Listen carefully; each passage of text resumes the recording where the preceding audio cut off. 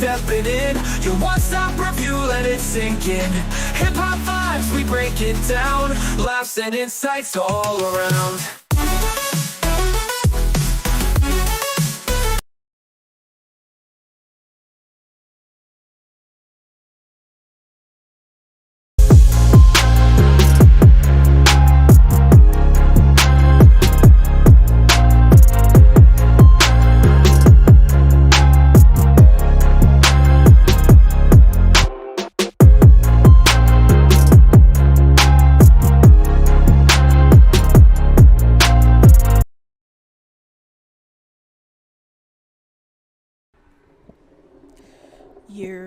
What it do, what it do. Welcome to another episode of Snake Cinema Podcast. I am your humble host, Prince Elias of Creative Reptiles. And this episode and every episode is brought to you by ENT Reptiles, Orlando and TJ. Thanks for always supporting ya boy and the channel. I appreciate y'all. Today is going to be a music heavy episode, news related and reviews. Today we're reviewing Jill Scott's To Whom This May Concern and Baby Keem's Casino albums. They've been out for over a month and I finally getting a chance to review them. Y'all know I've been busy with the award seasons, but finally get to talk some music with y'all. Let's see. Before we get into the news, because a lot has happened this week in the music world, let's say hey to the people in the chats. Let's see, we have Mitzi and Parker. Thanks for tapping in this morning. Of course, we have our sponsors, ENT. What up, Orlando and TJ? Good morning. Good morning, good morning. Let's see, we have... who else in this chat? Reptile 0525. Thanks for tapping in. Appreciate you. Appreciate you. Thank you. Let's see. Yeah, temperatures have dropped, TJ. It was spring weather all week and then all of a sudden it got cold. So yeah, we got to bundle up today and tomorrow, but it's supposed to get warm again later on next week. So but yeah, this weather is for the birds. I'm sick of it. uh, and the Wi-Fi went out at our house. So, I teased during the Shenanigans podcast because the Wi-Fi went out and I had to be on my phone that my dad didn't pay the bill. But he did pay the bill. But I think the fiber, the whole neighborhood is messed up. The fiber internet is just bad. So those people got to come out and see what's going on. You already know. Father, yes, it's cold out here. I thought winter was over. What happened to happy first day of spring? Blah, blah, blah, right? It's a bullshit. Oh, God. Let's go, Jilly from Philly. Oh, yeah. This Jill Scott moment that we're currently. Yes, I agree. We will talk more about that in a little bit. Yes, it's cold here too. Jesus, see what happened? Tell somebody, tell Elsa to go somewhere. Get on, get. It's cold here. I had to cover the veggies last night. Ah, dang, and they just now trying to sprout, and then it gets cold. Blame global warming. Oh. All right. Now that I caught up with the chats, and I'll tap in with y'all a little later. Let's do some news of the week. First, oh my bad. First, let me do housekeeping. Oh shoot, what happened? There you go. Okay, tomorrow after Father Dunn's show, Everyday Keepers, tap into Fred and AJ's show because I will be the special guest. Yes, I will be on Serpent Entertainment Sunday show tomorrow. We're talking Dinkers and Dark Jeans, Project Dark Mode. So I'm super excited. So please tap in tomorrow after we watch Father Dunn's Everyday Keepers. I will be on the show with Fred and AJ talking dinkers and a whole bunch of other stuff. So super excited and if now hopefully our Wi-Fi will be back up at the house. If so, then I could be able to show off some animals. That's what I'm hoping. So tap in tomorrow and we will see. Um, but either way, super excited. It's going to be a great show. Um, okay, first news of the week. First news of the week. We have two in memoriams that I want to discuss. Um, we've had two passings. One y'all probably don't know of, but he's real big. In the nerd culture, the animation culture, my childhood, the millennials, we all know of his work, even if we don't know who he is. But rest in peace to Barry Caldwell, who sadly passed away this week. He's a legendary animator, director, and storyboard artist known for his works in the Animaniacs, the movie Osmosis Jones, Tiny Toon Adventures, Pinky and the Brain. Y'all, a lot of people know about Pinky and the Brain, and many more. Um, the outlets that I follow did not say his cause of death, but he was definitely a legend in the animation world, especially for us millennials um, who grew up watching all those cartoons and stuff. So rest in peace to Barry Caldwell, a legend, a legend. Also, another rest in peace to Miss Shirelle Diamond Shantez McGray. Unfortunately, she was murdered at the age of 42. I talk about this all the time when I talk about trans rights and trans people and why I'm so pro trans and very militant when it comes to my people, especially the black ones. On average, black trans women, those who are born male and turn female, black trans women on average don't live past the age 35. And most of the time, majority 90% of the time, is because of they were killed, either killed by their lovers who were secretly closeted, or killed by even strangers. There have been trans women who got outed, someone outed them, and then someone who just have a phobia or hatred towards our people just up and beat them up or murder them or whatever. That has happened more ways than none. And every year, the numbers of murdered black trans women just keep going up and up and up. So I'm gonna always be very vocal about this because I'm sick of my people dying, especially at young ages. Now she did live to her 40s, so that's a blessing in itself.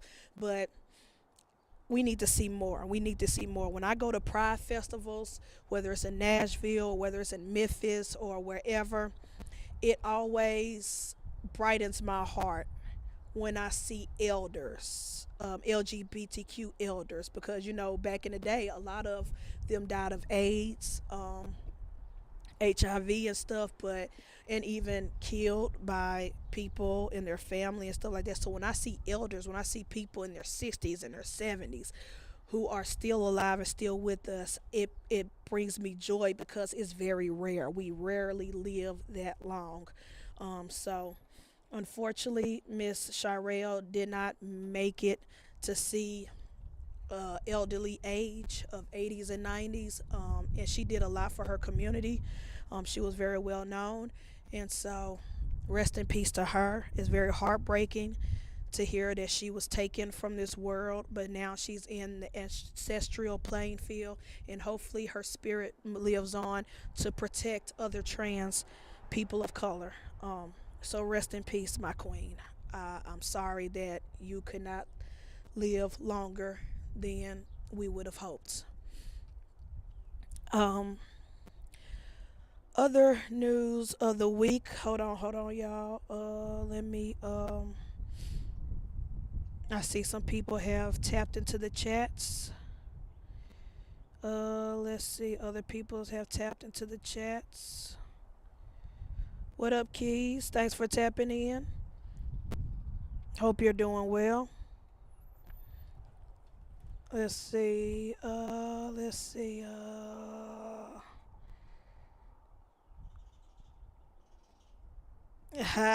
You, man, I can't wait to see what I do with the berry gene too. Yes, I cannot wait, man. That's one of the dinkers, and I say dinkers in quotation because it has been proven to be a gene. Like it has been proven, this is not considered a dinker, but that's one of the ones that I'm really excited about. Let's see. I thought I saw. Speaking of dinkers, I thought I saw my big-headed big brother in here. Yep, there you go. Ash, what it do, Mr. Morph Minded? Thanks for tapping in, Mr. Malice. Thanks for tapping in. Let's see. Christopher Walker. Thanks for tapping in. Appreciate you. Why do they gotta keep killing our trail? Exactly. Just hatred, self hate, because a lot of them who are killed are also in the community. Just people. It's just horrible, horrible, horrible, horrible. Let's see. Let's see. Let me make sure I don't forget anybody. All right. So, other news of the week. Now, this isn't music related per se, but I had to slip this in because we talked about it on the Shenanigans podcast, but because of the Wi-Fi and I was on my phone, I couldn't pull it up. But y'all know we were roasting the Moana 2 trailer, mainly The Rock in this Tyler Perry S wig. So now that I'm on my computer and I can show y'all, I wasn't gonna watch Moana live action anyway because the cartoon sequel just came out. Um, and the original Moana is 10 years old. It's not old enough to be made into a remake. Remaking the movies from the 90s and the 80s and the 70s is okay because it's been so much time removed, but to remake a movie that just came out 10 years ago and the sequel to that movie just came out a year or so ago, it's pointless. It's stupid. But, anyways, when that trailer dropped, the only thing people were talking about on social media was this horrible ass wig that they slapped on the rock. And so I just have to show you how ridiculous this thing looks. And not only that, but in the trailer, the whole movie looks like everything is shot on a green screen. Now, there were some behind the scenes footage that did show that they were on an island. So they did shoot in some locations. They did shoot, near water on a beach. But just, I don't know who their cinematographer is, but the cinematography does not give it justice or make it look good, because when you watch that trailer you would think everything is in a studio on a green screen. It is a hot mess. um Here's another picture. So yeah, that wig is atrocious.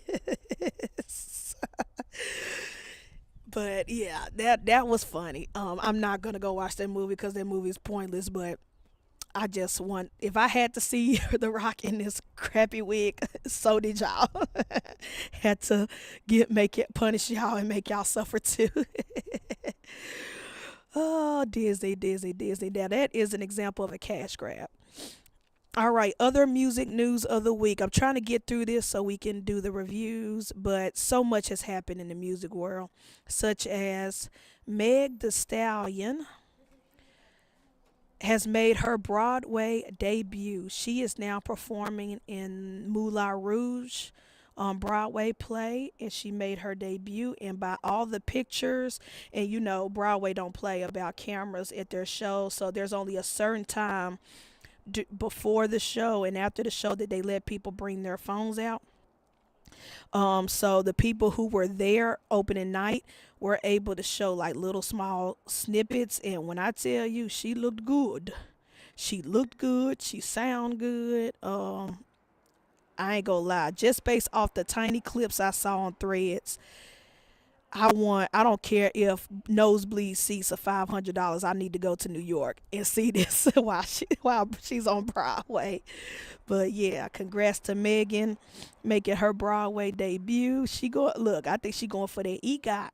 Going for that EGOT. She trying to get a Tony Award up in this bitch.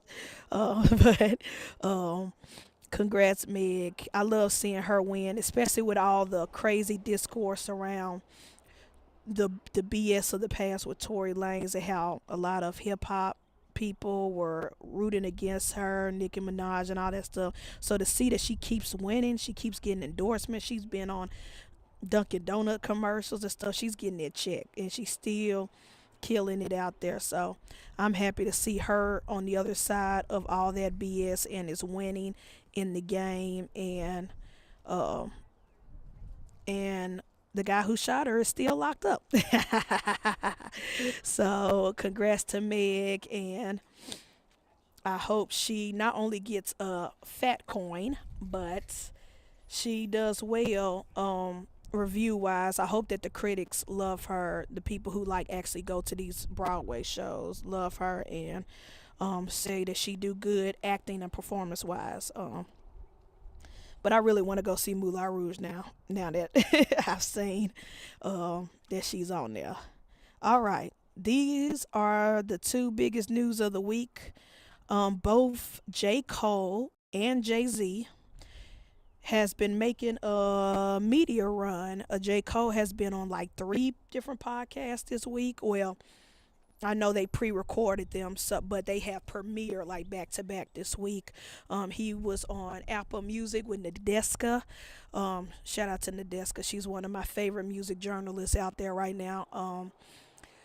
That was the first one to drop, and then the most anticipated and most awaited was him on Cameron's podcast. The rapper Cameron has a podcast, one with Mace where they talk sports, but he has another one, a second podcast, and J. Cole hopped on that and talked to him about everything, including the fact that Cameron had to sue him for like playing games business wise. So they talked about that situation and pretty much squashed that beef. And J. Cole kind of explained himself. So I like that they chopped it up. And then J. Cole hopped on a different podcast. I think it's not Cam Newton. Not Cam Newton. It's the other athlete who has a podcast now. Um, Anthony. Dang it. Carmelo Anthony. Thank you. Ooh, I was in my brain. Carmelo Anthony has his own podcast, and J. Cole hopped on that one. And so he's been doing a media run talking about everything from the latest album that I did review a couple of episodes ago, as well as the Drake and Kendrick beef, because he kind of got in the middle of that and then dipped out when the heat got a little too hot, and kind of addressed the critics, the fans who said that they were disappointed in him for backing out the beef and stuff like that. He addressed all that. Now, some of the stuff I do understand, but some of the stuff I'm like, bro, you could have just shut up. You could have did a lot better if you just shut up, because you're not making a case for yourself. Now, me personally, I don't care about the beef. It's been 2 years since Kendrick won and whooped Drake's ass. I still listen to all three of their music. I still listen to J. Cole's music. I still listen to old Drake, the good Drake, because he's been giving out mediocre, lackluster shit for years, even before Kendrick demolished him. And I've been very vocal about that. His past 3 or 4 albums have been whack in my opinion. But I still listen to old Drake, the Drake I do like, and I still listen to Kendrick. Like, I'm not these crazy stands, these fanboys who are like, you gotta pick one, you gotta pick a side. Nah, I don't give a fuck about that. But for those who do care, for those who do want to whole pick a side, or you gotta choose or whatever, or I'm just Team Drake, or I'm just Team Kendrick, blah blah blah. Well, if you're one of those people, I think these J. Cole interviews would frustrate you or piss you off because J. Cole did not pick a stand. He caped for both. He talked about how much he loved both men and that he hated that the beef had gotten so far crazy, and that he has love for both guys. So if you're one of those crazy psychotic stands who like you gotta pick a side, you're gonna be very pissed off at J. Cole. And if you thought that J. Cole should never apologized to Kendrick for that diss track 7 Minute Drill, you're gonna be pissed off even more. But for me, I didn't care, and I liked all the interviews, and I like getting his insight on things and his perspective on things. And so I will say that you should check those interviews out. You should check those podcasts out and make a opinion. Make your own opinions, your own observations. Don't just follow the crowds. Don't just follow what you hear on Twitter or TikTok or whatever. Form your own opinion of the situation. At the end of the day, this is just music, y'all. This is just rap. Like at the end of the day, But I do want to say I'm tired of this revisionist history that's going on, of people acting like Drake is so the villain. I mean, a victim. Like he's just a helpless little puppy who got beat, or a helpless little kid who got beat up at the playground. When Drake incited all this, Drake was throwing shots at Kendrick for years while simultaneously trying to ask Kendrick for features and songs. Um, Drake was, even before Kendrick dropped his ether songs, like Not Like Us and stuff like that, or Meet the Grams, even before all that, Drake was baiting Kendrick. He was teasing him. He dropped that. He Drake dropped that that AI generated song where he pretended to be Snoop Dogg and Tupac, and even on the verse where he was pretending like he was Tupac, he Drake was telling Kendrick, "Yeah, tell them that I like young girls. Tell them that I like young girls. Go ahead and come out and say that." So when Kendrick did that, now all of a sudden, oh, Kendrick went too far. Kendrick was too rough. Kendrick was too mean. He's a bully. The world ganged up on Drake and put smut on his name and said that he liked little young girls or whatever. Drake told him, y'all keep having this revisionist history like Drake did not say it first. Drake did not tell him in that diss record, yeah, Kendrick, come out and say I did this, so say I did that. And Kendrick called him on his bluff and said, I bet I'm going to do it. So that's the only thing that annoys me. And J. Cole in the interview, in one of those podcast interviews, tried to make it seem like everybody was ganging up on Drake, and that, saying, and again, and another thing about revisionist history that I'm sick of, did y'all not read the lyrics or hear the lyrics to Not Like Us? Kendrick said, you hanging out with Baca, why is he around? Certified lover boy, certified pedophile. He was talking about Drake's friend slash, I guess, manager or whoever, Baca. That person, that's who Kendrick was talking about. He didn't say Drake. He said, you hanging with Baca, why is he around? He's talking about Drake's friend who got convicted or arrested for PDF.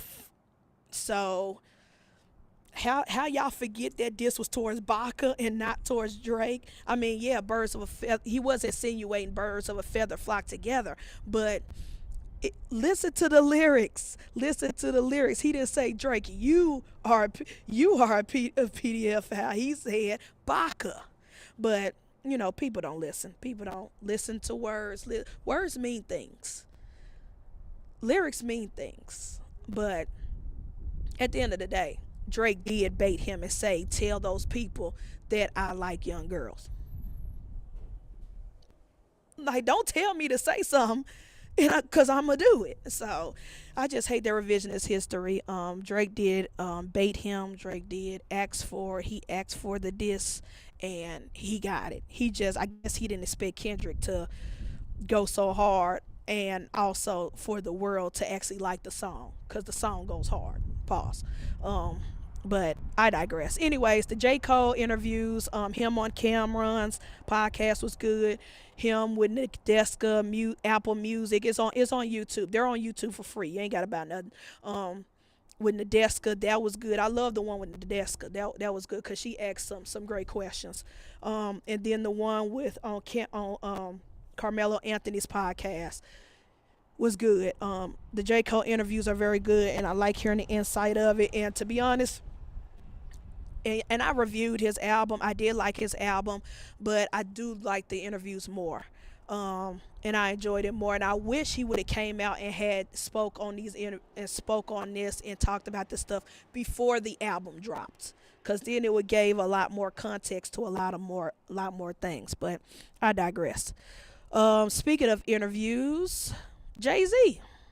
Jay Z did one with GQ celebrating 30 years.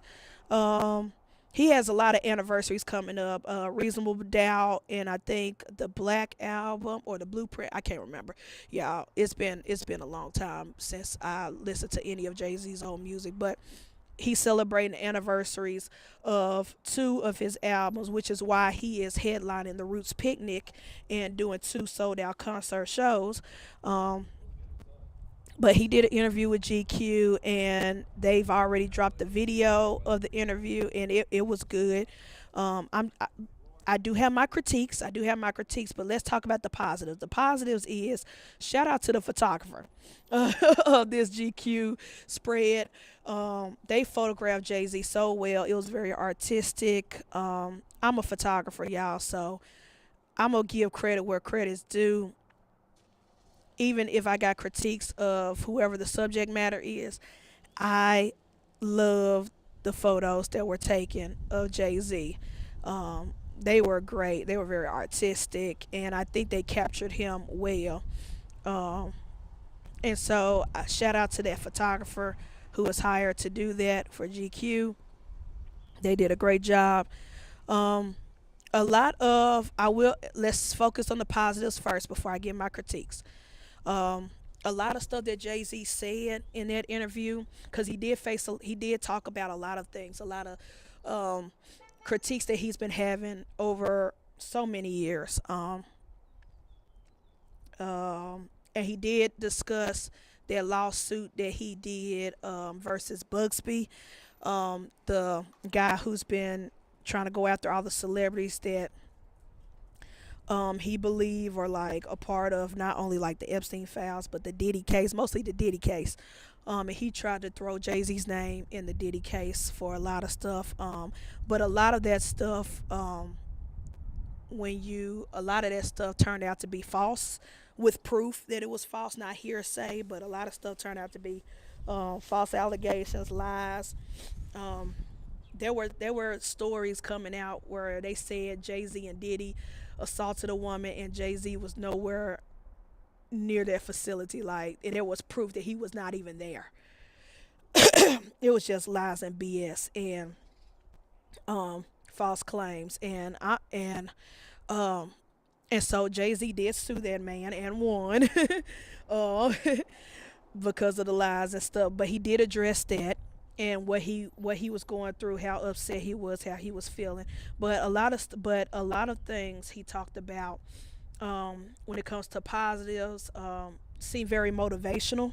Because at one point the interviewer said something about being allowed to do something, and Jay Z was like, "Stop that! Don't say the word allowed.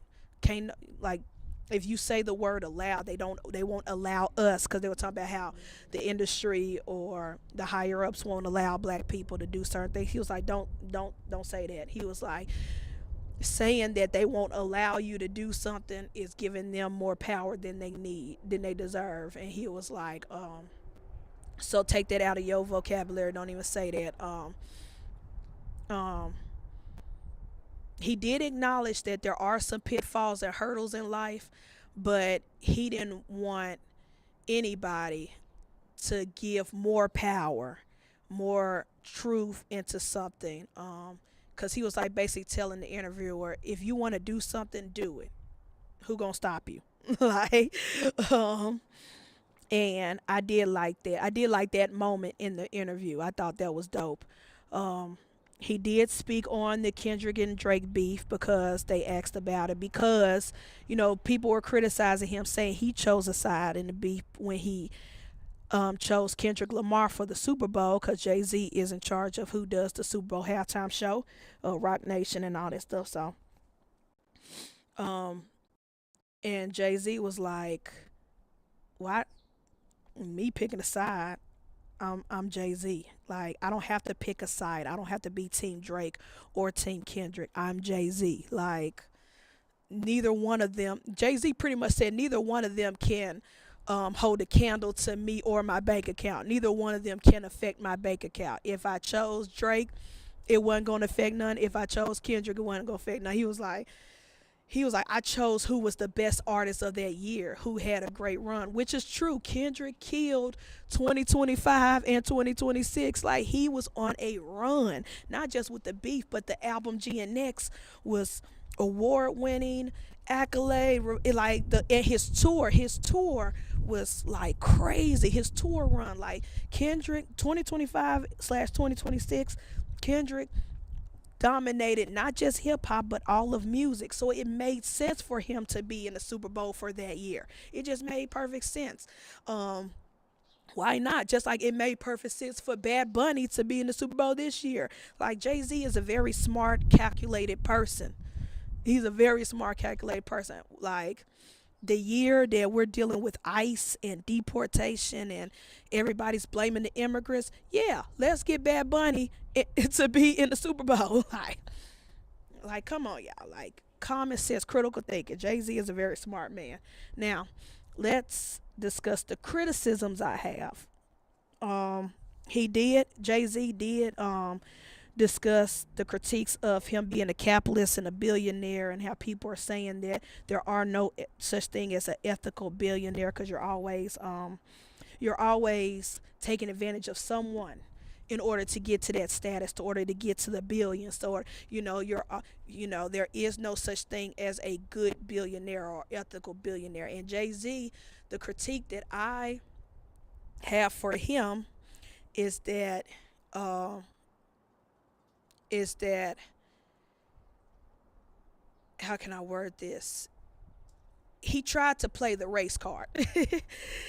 He tried to play the race card, and the critics of him being a capitalist and a billionaire saying, "Oh, which part of it can be true? Two things can be true at the same time."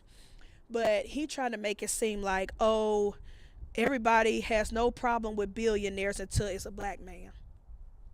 Once a black man becomes a bit, nobody has a problem with Elon Musk in his eyes. This is Jay Z in his eyes. Nobody has a problem with the Elon Musk of the world, the Bill Gates of the world. But the moment a black man becomes a billionaire, now there's talk about ethical billionaires, and there's no great billionaire. And Jay Z is a capitalist. And this one thing that he said that pissed me off was, he compared being labeled a capitalist to being called the N word. That pissed me off. Like I said, two things can be true at the same time. There are a lot of people who were criticizing him unfairly, who probably wouldn't say the same thing about the Bill Gates of the world or the Elon Musk of the world, or homeboy from Amazon, Bezos. They probably would never say shit about them, but they criticize Jay Z, like, what have you done for the black community? What have you done for this? What? But the thing is, Jay Z, those criticisms of you being a billionaire or you being a proud capitalist, most of it is not coming from white folks. Most of it is coming from the black community, black people, who are your core demographic, who are your fans, who buy your merch, who buy everything Rock Nation related, who helped you become a billionaire. A lot of your critics have, and I think Jay Z, like I said, Jay Z is strategic. He's smart. He's no dummy. He's no dummy, which is why he tried to flip the script and blame white people for, you know, that particular criticism of being a capitalist and a billionaire, and not his own. He's being very smart and strategic about it, but he's being disingenuous at the same time, because Jay-Z, before you became Mr. Rock Nation, before you became working with the NFL, before you became, you know, the rich husband of Beyonce, you were a record executive. And guess what?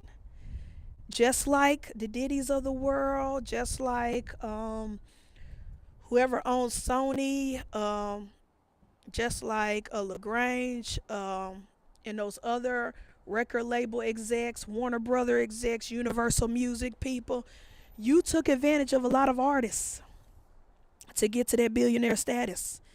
You took advantage of a lot of rappers and singers who signed contracts under your record label, and they are still rapping and touring for coins and pennies while you are a billionaire. So again, the critiques of you of there is no such thing as an ethical billionaire is true, because you saying in the interview, I ain't never took advantage of somebody. I got this out the mud. I got this out the mud. I used to be a street nigga. I used to be a drug dealer. I used to do this. I used to be, I'm from Brooklyn, blah, blah, blah. And it's like, sir, you still at some point in your career took advantage of other people below you to get a billionaire status, just like now no, Jay-Z, you were not born with a silver spoon in your mouth. You wasn't born with money like Elon Musk. You wasn't born with money like Jeff Bezos. You wasn't born with a silver spoon like Bill Gates. Yes, you're right, you did. Compared to those billionaires, you did get it out the mud.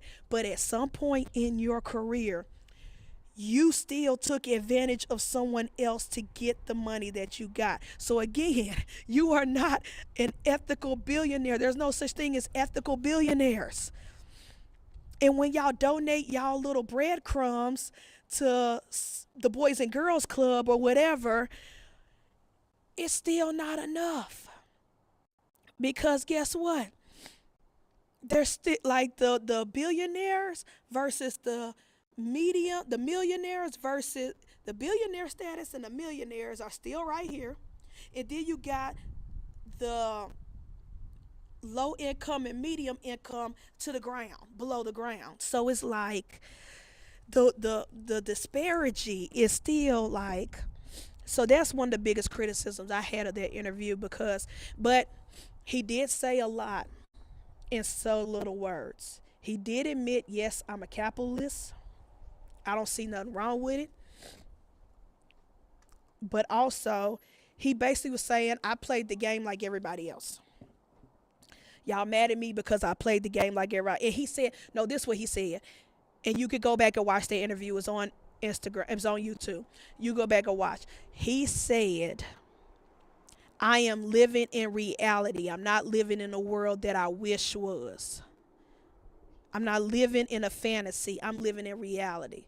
So I'm going to play the game how it's supposed to be played. So he admitted that, yes, I played the game to get where I'm at, and I'm going to continue to play the game. I'm going to continue to be a capitalist. And if you have an issue with that, then you need to have an issue with everybody, not just me. Which, it is what it is. But I still think that you should watch that video. I'm not telling you to go out and read GQ magazine or buy it off the newsstands, because who buys magazines anymore? But it was a good interview. And as a music lover, as someone who loves music and love art, it's good to hear from somebody who's been in the hip hop game for so long. Jay-Z is almost 60.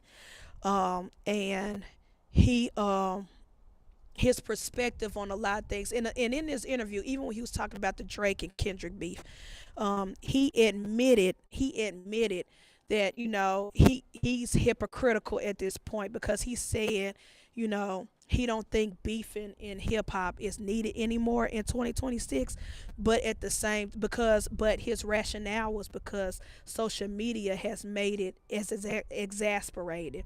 He said back in the day when it was him and the people he was beefing with, like for example him and Nas, there was no internet, there was no Twitter, or there was no TikTok, where fans were reacting live and exasperated, and it wasn't no like corporations like McDonald's wasn't tweeting, referencing, Ether or Super Ugly or whatever diss tracks that Jay-Z and Nas was going at each other with. Like, they didn't have that dynamic when they were beefing.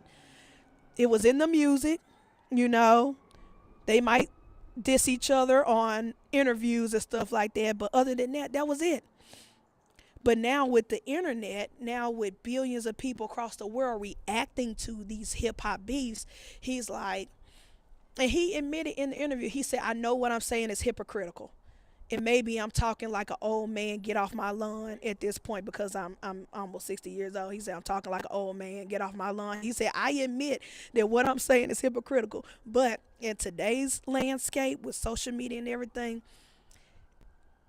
rap beefs are not needed in hip hop because it's going beyond that to where they don't just leave it at the music. Even with Biggie and Tupac, there was no social media. He feels like, from his perspective looking in, he feels like, whether it was Jay Z versus Nas, Tupac versus Biggie, um, 50 Cent versus everybody, like 50 Cent and Ja Rule beef back then. We did not have the TikToks of the world, the Twitters of the world, the Instagram, the YouTubes. We did not have it to where the stands exasperated and made it last longer than what it's supposed to, or it goes beyond the music into where now fans are now fighting each other over this stuff. Like, it's stupid. And so I get what he was saying, and I kind of agree with him on that. A broken clock can be right twice a day. So there were some goods and there were some critiques in that interview, but the interview was very well worth it. So, like I said, with the J. Cole one, go on YouTube, watch the video, and form your own opinion. Don't just take my opinion, my word for it. Form your own opinion. You might come out of that interview inspired because Jay-Z did drop some gems. He did drop some gems and drop some dope, facts and motivational shit. But at the same time, there are also some things you can critique him about as a billionaire, as a rich Hollywood elite, whatever, you know. But it is what it is. Let me check the chats because I kind of neglected y'all for a minute when I got on my little tangent. Fred and AJ, thanks for tapping in. Appreciate you. Again, if you missed earlier when I gave y'all the spiel, I will be on their show tomorrow. Tomorrow. After Father Dunn's Everyday Keepers, tap into Fred and AJ's YouTube channel, Serpent Entertainment. I will be their special guest. Father Dunn said their wig was messy. Yeah, their wig on the rock was atrocious. Was atrocious. Let's see. Did I miss anybody else? Chris, Mitzi, Brian, thanks for tapping in. Appreciate you. Chicken mine, chicken mine. All right, let me see. Let me see. Let me make sure I didn't forget anything else before I leave the news and we go straight into the reviews. Talk Jay-Z, we talked Meg, Broadway. One more thing. Also, that happened this week. I think a couple of days ago, a couple of nights ago. Tyrese and Tank did their own verses. I watched some of the clips online, and I will say, if you love R&B music, that was a good verses. That was very good. They did great. It was very entertaining. They both were funny. They were throwing shots at each other. Tank was throwing Fast and Furious jokes at Tyrese. Tyrese was throwing jokes at Tank because Tank tried to he did one song but then he tried to do the remix, and Tyrese was like, wait a minute now, I got a bunch of remixes too. I didn't know. I thought we were just doing a song apiece. Like, what's going on? And we were gonna throw a remix. I got plenty of remixes. So they were cracking jokes at each other the whole time. You could tell that they are friends in real life, and the versus battle was just a fun thing for them doing. But it was so good. They had special guests show up to help perform some of the songs live. Not all the songs they had in verses was live, but some of the songs live Oh boy, this was crazy. Tank brought Trey Songz, and the crowd was not feeling him, and his vocal cords was crazy work. But he did show up, make an appearance. Latoya Luckett made an appearance, and she was great. It was good seeing her. Chingy came out with Tyrese to perform "Pulling Me Back." That was great, very nostalgic for my millennial ass. Um, Jamie Foxx came out. Tank brought a lot of people out. Tyrese brought some people out too, but Tank brought more out to help him. But the verses was good. Who I think won? For me, it's hard to say. I'm be biased. I'm be very biased. I liked Tyrese songs better, but on stage when they were performing some of those songs live, Tank, Tank killed it. Tank was on the piano. Um, Tank really did kill it. He had some of the best special guests, minus Trey Songz. I don't know. I don't know. I think I'll lean more towards Tyrese though, because I like more Tyrese songs than I like Tank. But either way, if you are an R&B fan, if you like R&B music, that versus was so much fun, so much entertainment. Watch it online, but they did a great job. They did a great job, and I loved it. Like I said, you could tell that they are friends in real life, and that this was just a fun thing to do, and probably a good way for both of them to get some coins. But it was good. It was a good versus. I really enjoyed that. Dickie, thanks for tapping in. Appreciate you, bro. All right, now let's get to the main attractions. Let's talk about some music reviews. First, let me do the queen. Ladies first. Jill Scott. Boy, oh boy. Yeah, I'm going to let y'all know right now. I said this on that old podcast many years ago, which uh, the the podcast before the shenanigans. One of the things I said, one of the many things I said that had Maki flip upside down on the couch is we were talking about our celebrity crushes. I think that's what we were talking about. Us, Father Don, Candy, Maki. And someone had mentioned Jill Scott, and I said, "Man, I'll throw my prosthetic at her." And Maki flipped upside down on the couch, and everybody went crazy. People in the chest went crazy. But I meant that. Jill Scott is one of them ones. I see Jill Scott. When I say Jill Scott is so fine, and I just love her, and she fine, she talented, all the 9 yards. But if I were to see Jill Scott in real life, boy oh boy, I would be a ruthless demon. I would be a Uber Eats demon. But anyways, a couple of months back, she came back and dropped "To Whom It May Concern." Now this is one, and she also went on an interview run, and I watched so many I can't remember. I watched so many interviews of her. I love the one she did on Joe Budden podcast. She did one on the Breakfast Club that was real good. sh- I think she did one on Apple Music as well.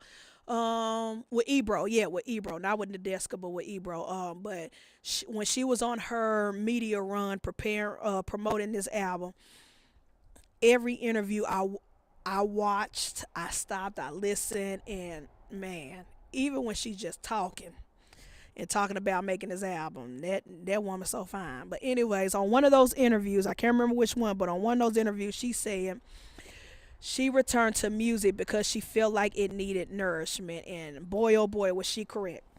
Y'all know how I've been talking about how a lot of music nowadays, I think we talked about on sophisticated ignorance when we went on one of our hip hop tangents.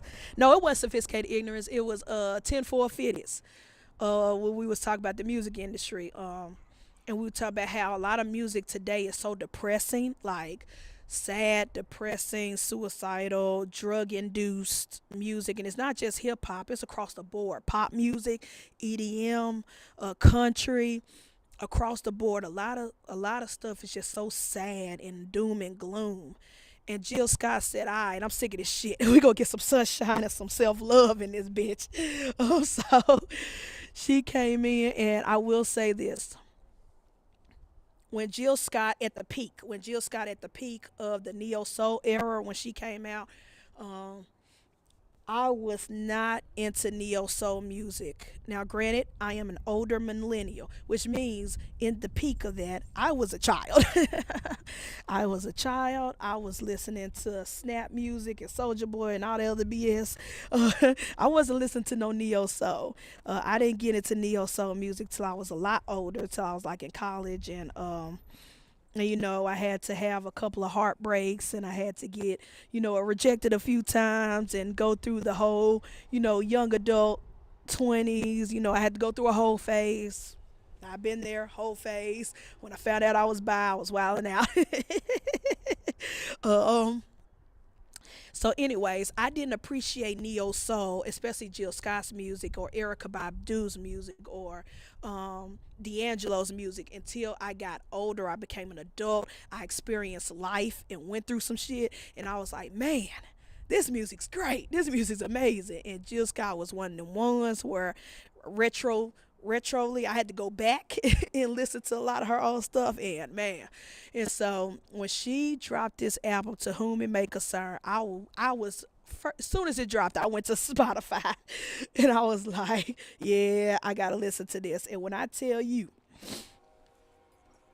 this shit was such a breath of fresh air. Such a breath of fresh air. If I spend too much time listening to my sad, depressing Avicii and Juice World and all this other shit that got my depression like at an all-time high, I had to cleanse my palate to whom it may concern. I had to cleanse my palate with some positivity, some love, some all that stuff. And one thing I loved about this is that this whole album, no matter which track you choose, it's like self motivating, self empowerment, especially for black women. I know black women have had their lives in a chokehold with this album. If you listen to a lot of the lyrics in her songs on this album, you can pretty much not listen to the song but recite the lyrics while staring at yourself in the mirror, as positive affirmations. If you feel so down and out and you like, man, I just really really hate my life, listen to whom it may concern. That shit will lift your spirits up. She has a lot. Now, I'm not really a jazz person. Jazz really isn't my thing, my cup of tea, but a lot of her jazz tracks were so good because she's good with mixing. Whoever, shout out to her producers, whoever helped produce the shit with her, they did the damn thing. The way they blended so much different stuff from modern R&B to jazz to hip hop, so good. It blended so well. The whole album is so cohesive to go from track to track to track. It's just such an amazing blend. Um, and then the features, I think she has like 5 features on here, but the features, everybody understood the assignment. Whoever, all the artists she called to be on this album, they understood the assignment. They said, yes Lord, we gonna come and we gonna come correct. um let's see, Eric B, thanks for tapping in. I'm so sick of Eric and Ash calling me a fake 80s baby. Fuck y'all. Yes, thank you, thank you. Let's see. Father Dunn said this album is so good. Yes, it is. I feel like everybody should be required to listen to this album first thing in the morning. Um, because it will be a perfect positive start to your day. You're not gonna start your day off wrong. You're not gonna start your day off sad because this album is like so fucking positive. Like it's so good. Um, Jill Scott's vocals, man, that woman, she can sing. Um, her vocals, top notch. Mm, mm, mm, mm, mm. Like I said, the producers, the people who like did the music, the musicians, like the blending, the mixing was so great. Her and her team in that studio, you could tell they made music in the studio, and it just worked Yes, I did watch that. I did watch that Father Done. But for everybody else, if you have not watched her episode of The Porch, it's on YouTube. The Porch is when it's kind of like Tiny Desk for those who know Tiny Desk, where they ask artists to come and do like a small performances. The Porch is kind of like that, but it's the artist actually standing on a porch in some house in the hood. Some house in the hood. They're actually standing on the porch with a couple of, like, maybe a DJ and maybe a keyboardist or whatever, and they're performing. They're doing their songs like outside. It is dope. I love that. I did see that Father Done. But for everybody else, go watch. Type in on YouTube after this show, Jill Scott The Porch, and watch her performance. Man, dope, dope, dope, dope. But man, even and one thing I love about this album is that Jill Scott decided to rap on some of these songs because she has some rap features.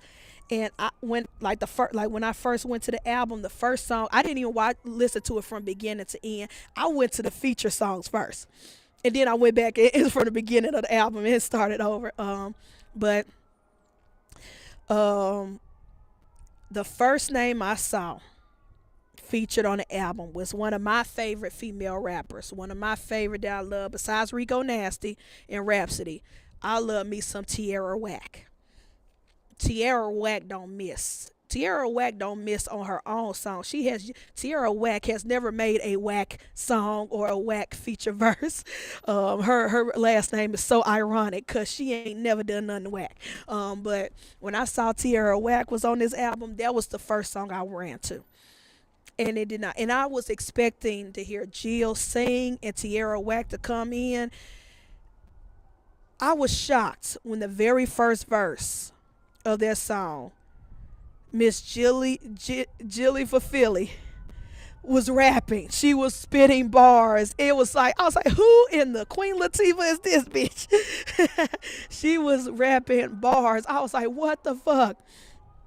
Jill held her own, like her flows, her lyrics. The only critique I have is that I wanted her to keep rapping. I did not want her to stop. Like, the song was way too short. I think the song is like 2 minutes and like 50 seconds. Cause she did a verse and then Tierra Whack did a verse, and then it was kind of like a cipher more than a song. Like, it was no hook or chorus. Um, I wish they would have did one more verse. Like, I wish it would have been Jill Scott rapping first verse, then Tierra Whack come and rap the second verse, and then they both tag team on the third verse. I feel like that would have been a perfect song right there. Just give me one more minute and maybe 30 seconds where the third verse they go back and forth, like Jill Scott do 6 lines and then Tierra Whack finishes it off and do the other 6. I just needed more. I needed more because you got two of my favorite women, my favorite rapper and my favorite neo soul singer together, and they doing a cipher, a hip hop cipher. Like, man, this should be a 4 minute track, not a 2 minute and 31 second track. I was so sad when that song ended. I was like, man, this song made me depressed now because I was hyped. I was jamming. I was like, oh shit, this song go good. Because they spitting, they talking they shit, they being braggadocious, they rapping, doing all good, and then it's over. And I'm like, what the, like, no. Here is the track list. It's 19 songs on this album. And like I said, every feature that she had on this record goes. She has a song with Too Short. Too Short killed it. She had a song with JID. JID killed it. Like, everybody understood the assignment. They came in correct for Miss Jill Scott. Nothing on here was whack or boring. If anything, certain songs were shorter than I expected or I wanted, and I wanted more of. The song she did with Tierra Whack, I definitely needed more of. And it's called Northside. Oh my gosh, Northside. I have that on repeat. I've listened to that so many times. I was like, man, I needed more of this. The song with JID, to be honest, is also a favorite. Don't Play. Oh my gosh, Don't Play. Ooh wee. Don't play is when Jill Scott got in her nasty bag, got in her I'm a sexual being bag, got in her ain't no man finna do me wrong. I like, baby, come here, grab all this meat. Like she was talking her nasty shit in that song. Don't play is so good. I just wish she did like an extra verse on it and made it like a 3 or 4 minute song. Cause that song, woo. Don't play is the song. Don't play is the song where I throw my prosthetic at Jill Scott. Like she can have this, all this, especially when she was talking her shit, talking about I need you to grab my meat and start like Jill, stop, cause you know she a voluptuous woman. She got ass on her. Like I'm like Jill, stop it with your nasty ass. um, I say it's very good, very positive, very motivating. I do like. Oh, I love right here, right now. Right here, right now. Kind of gives like a '80s techno vibe a little bit. It still was very jazzy and soul, but it was more upbeat, more dance like. And I was like, oh yeah, I like this. This gives me like old school, Michael Jackson type vibes. Back before off the wall, not thriller, but off the wall type vibes. Like I like this. It was like upbeat, dancey and stuff. Right here, right now, it's so dope. I love that song. That song has also been on repeat. Ode to Nikki. Oh my gosh, that's another song I wish was a lot longer, and it's another song where she rapped on there. She didn't just sing, but that was featuring Ab Soul. Ab Soul, yeah, I know I'm a Kendrick fanboy. I'm not a stan because I can critique Kendrick and say when I don't like something of his or something that he does, which I have in the past. But when it comes to TDE roster, Kendrick is number one. But right there with him, in my heart, in the type of rap I love, Absol. Absol is my dude. Oh my gosh. Absol is so underrated. Like, that's my motherfucking nigga right there. I love me some Absol. And again, just like Tierra Whack, when Absol is a featured artist or someone else's tracks, he don't do no misses. So when I heard his verse on this shit, again, Jill, when you got rappers like Tierra Whack and Absol on your shit, y'all need to go bar for bar square. And you trying to rap with them, and not no, not trying. You are rapping with them. 'Cause like I said, Jill Scott rapping is my new favorite thing. Like she can carry her own. She can do her own flows. And I was like, motherfucker. Why can't this be a 5 minute track? Why can't this be a 4 minute and 30 second track? Why are these some of the shortest songs on the album? Like, no, don't do me like that. I need more. But it was so good, so well. This album has no skips for me. Even the slower songs, the slower jazzy songs, the ballads per se or whatever, where she's talking about love and happiness and all. Even those are so good. Like I said, I'm not really a jazz fan, but I even enjoyed the jazz songs in this record. To whom this may concern really concerned me. This album was for me. This album was something that was much needed. This album is what the world needed. Black, white, Asian, Mexican, it don't matter. Gay, straight, trans. Like, I know this album was very pro black and this album is very pro women, black women. This album, you can all take away something positive out of this. Take away, if anything, this album makes you believe in love again and it makes you believe in yourself again. If you actually listen to the lyrics that she's saying, you're not just hearing the vibes, you actually listening to what Jill Scott is saying in a lot of these songs. This album makes you believe in love and yourself again.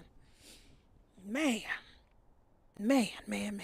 I highly recommend it. This is one of my favorite albums of the year so far. I know we still got the summer, we still got the winter. A lot of artists wait to the end of the year, close to the Grammys, to drop new shit. So far, this is one of my favorites of the year. This is definitely top three right now. Top three. I highly recommend it. This is a perfect 10 out of 10. Jill Scott, to whom it may concern. Go out and listen to it wherever you listen to music. I did give it my Spotify listens. before I deleted the Spotify app on my phone. And I'm not gonna lie to y'all because I do have an MP3 player. I did Jack Sparrow this album and put on my MP3 player. I Jack Sparrowed it off YouTube, but but I did buy it digitally because I do believe in supporting artists I love. There's only a few artists in this world where I will actually buy their albums. If it's 9.99, 10.99, I don't give a fuck. I actually bought the digital copy of this album because Jilly from Philly deserves it. She deserved that coin, so that's how much I love this album. 10 out of 10. She got my coin. She got my 9.99 off the digital album, and she got the Jack Sparrow treatment because I needed it on my MP3 player. I did. So when I get on the planes and stuff, I got something to listen to. But this album is so good. I highly recommend y'all check her out. If you're not an R&B fan, you will become one listening to Jill Scott. You would wish all R&B was like this, listening to Jill Scott. Mm. Let's see. I know some people that came in. Randall, number 6. Thanks for tapping in. Appreciate you. Niece, Banner. Thanks for tapping in. Appreciate you. All right, before we go, this episode is long, pause, but I did give y'all a very short episode last week, so I'm making up for this shit. Uh, um, I do have one more album I want to talk about. It's not going to be as long as the Jill Scott one because I'm not going to go off on a horny tangent. But there is a rapper I do recommend to people. Here's another album that came out a couple of months ago that I really, really love, and that is Baby Keem's Casino. Now, for those who don't know, Baby Keem, he is fairly new, but not really. He has dropped music in the past. Um, mixtapes here or there, loose songs here or there. I think he's dropped an album in the past too. It could be considered a mixtape. I'm not sure, but Baby Keem has been out for a minute, but to a lot of people, he's very new. But for those who don't know, he is he is the cousin of Kendrick Lamar, and he's actually the first artist that Kendrick Lamar signed to his PG Lang record label when he left TDE. So when Kendrick Lamar announced that he was doing his own record label called PG Lane, Baby Keem was the first artist that he signed. And he might be the only one for right now at the moment. Cause Kendrick doing a lot of stuff behind the scenes, and I know he's gonna add more rappers to his arsenal. But for right now, Baby Keem is his artist, and Casino is basically Baby Keem's, I guess, official. We gonna say official album, especially with on PG Line. But I will say this. Do I have the track list on this? I probably forgot to download this shit. Anyways, I got my phone. I can pull it up, but Casino. If you first, I would say before you listen to this album, go on YouTube. Baby Keem dropped a little mini documentary. It's not a long movie. It's probably like less than 30 minutes, probably like 20 minutes or so. But he dropped a mini documentary where he interviewed, not even interviewed, but he showed a lot of his family members. It pretty much gave the backstory of his life because he was raised by his grandmother and aunts. He was not raised with his mother due to his mother's, I believe she passed away. But she also, before she passed away, she had a lot of drug addictions, in and out of jail, a whole lot of stuff. And even though Baby Keem is Kendrick Lamar's cousin, they were not raised the same per se, the same background. In fact, Baby Keem was born and lived part of his life in Vegas, Las Vegas, until he was adopted by his grandma and they moved to Long Beach, California. And so the documentary pretty much explains his life story, things like that. And I feel like you should watch that first before listening to the album, because then a lot of songs on the album will make a whole lot of sense. Even if you don't watch the album will make sense because he is such a good storyteller. There are a lot of songs where he does talk about the family dynamics. He mix it up. It's not all bad or sad, but he does mix it up, talking about his life, his childhood growing up, and he'll mix some with songs for like girls and dating and relationships, stuff like that. Songs for the ladies to dance to and stuff like that. But this album Casino is such a good cohesive concept album, which pretty much is like his documentary. Casino is pretty much his documentary in audio form. um and it is such a beautiful record. Some songs, like I said, some songs he did right for the ladies, little upbeat, like you know how it feels meeting a girl that you like or you got a crush on. He had a song on there, a little more sexual and dirty, called Birds and the Bees. It's real good though. I really love it. Again, the only sin is that the song was short. It was 2 minutes and 16 seconds. I wish he would have made that a longer song because the vibe in it is so good. Um, he has a very good bounce LA dance record called Sex Appeal featuring Too Short. That song is it's a bop. It is such a bop. It's one of those songs where if you are in California and you got a drop top car and you listening on the road and stuff, like listening driving down the neighborhood, like that song, that record on his own with Too Short, that is so California, so LA, so Long Beach. Like, it's a vibe. It's like that type of hip hop, like and it was so good. I love that. I've been listening to that song on repeat. It's just a good bounce record, a good song. Let's see, another song I love, "Good Flirts," and it's featuring Kendrick Lamar as well as Momo. It's an R&B singer. Very good. Talking about flirting with a girl and stuff like that. Now his deeper songs that I really love, that kind of hit hard. Pause. I know Wiz is in the background saying pause 5,000 times. Um, no blame. No blame is the last song on the record, and I wouldn't even call it a song. I'll call it more of a freestyle. But it's basically him. It's like a love letter to his mother, basically saying, I don't blame you, even though you did so many things and you left me on my own and you left me motherless and you had your own demons to fight. I still don't blame you. I still love you. I still I don't blame you for the things that you've done, your past, for accepting the abuse of the men in your life and things like that. Like, that song is so deep, it's so heavy. For a short song, it's only 2 minutes and 45 seconds, but he said a lot in those 2 minutes and 45 seconds.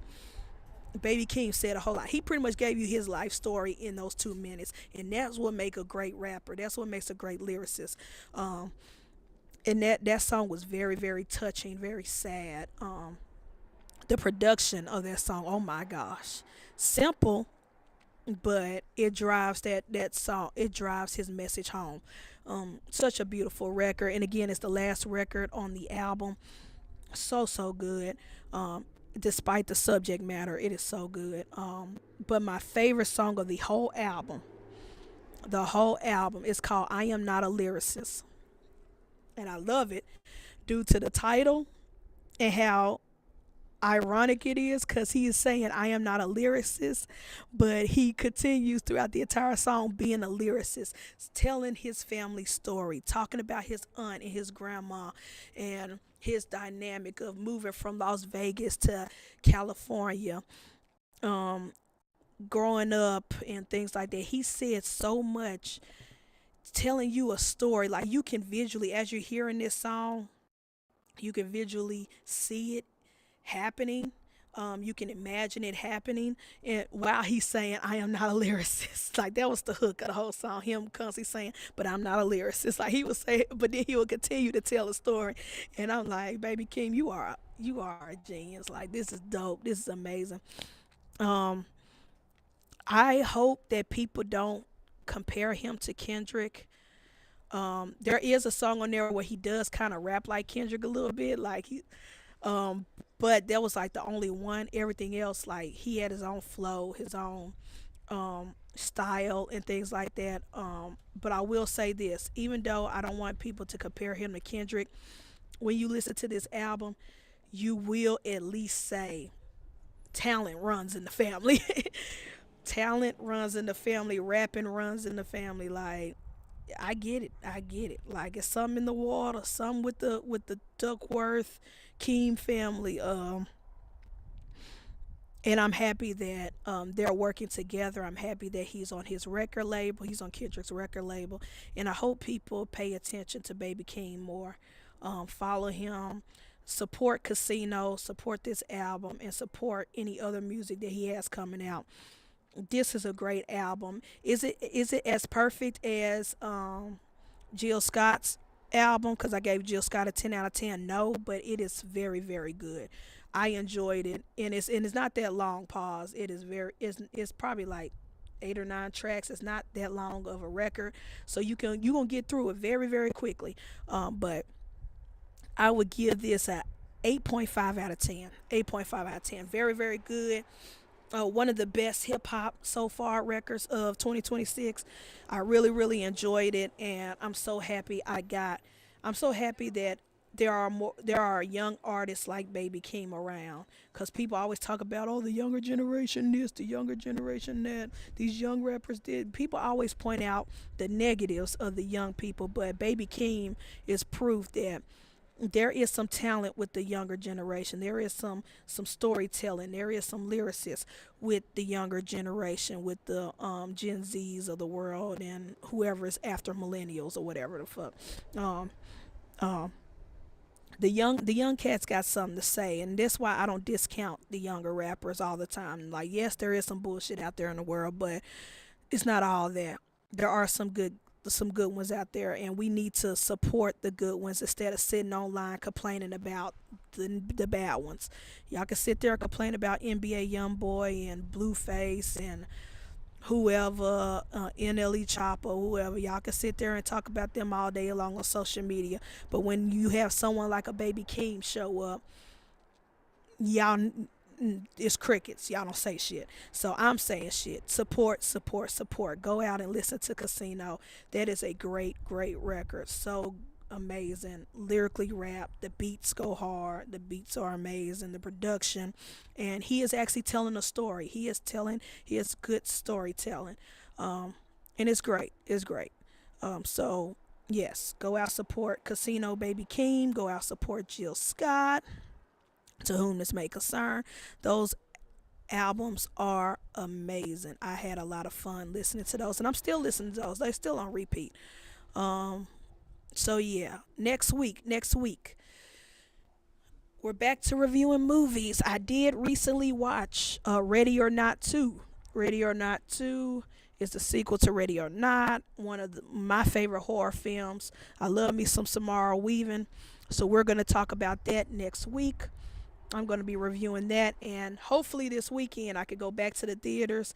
There is another horror sci-fi ish something movie. It's called They Will Kill You, starring Zazie Beats. I don't know what this movie is about. It looks weird based off the trailer, so I'm gonna go see that. And so those two will be reviewed next week. So it'll be They Will Kill You and Ready or Not 2.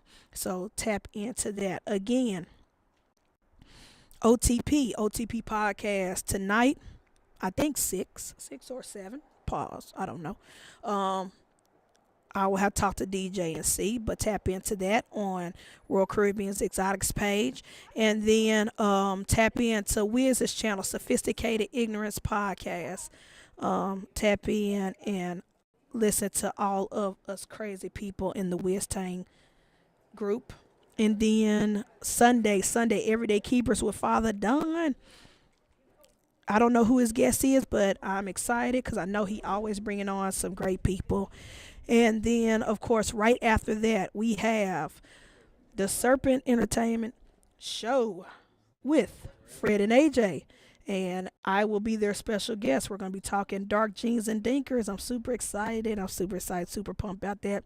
And hopefully my Wi-Fi will act right so I can actually physically show y'all some snakes in the reptile room. But that would be 3 p.m. Central, the real time zone, on tomorrow. So tap in to that. But yeah, that is it. April is coming up. April is a very busy month for me. I still have shows that I'm going to do and commit to, but if I have to rearrange or be late on certain weekends, just be ready because the snake season is upon us. We have next week we have a prom send off, and then of course it's Good Friday and Easter weekend and stuff like that, and then the weekend after that, no, 2 weekends after that, we have another prom send off, and we have like an educational show at a school. So we're gonna be very, very busy. April and May, both April and May, we are booked and busy, which is a good problem to have. But just know that if anything falls on a Saturday, I may have an episode or two late than usual. Um, but yeah, that is it for right now. Again, thank you to ENT Reptiles for sponsoring the show and sponsoring this channel. And thank you to everybody who woke up early this morning to watch live. And if you are watching the replay, hashtag replay gang, tap in, comment. Let me know if you've heard any of the albums that I reviewed today, or if you heard, or if you've seen any of the interviews I talked about in the news segment. Did you see the Jay-Z interview with GQ, or did you see any of the 4 or 5 J. Cole interviews he's done for the past weekend or so in the podcast space, and what you thought? What are your opinions? I'd like to hear it below. Hashtag replay gang, hashtag in the comments. Anyways, let me go because I'm freezing my butt off outside right now doing this show for y'all.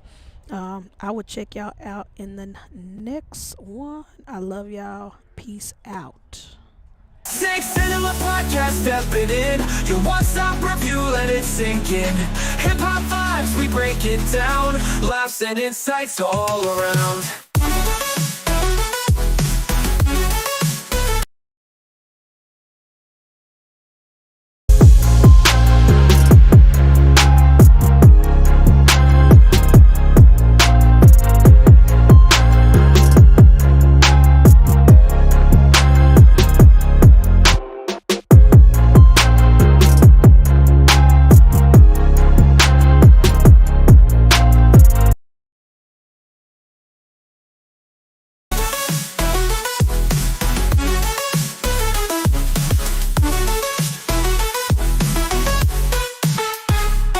Episode, spitting truth.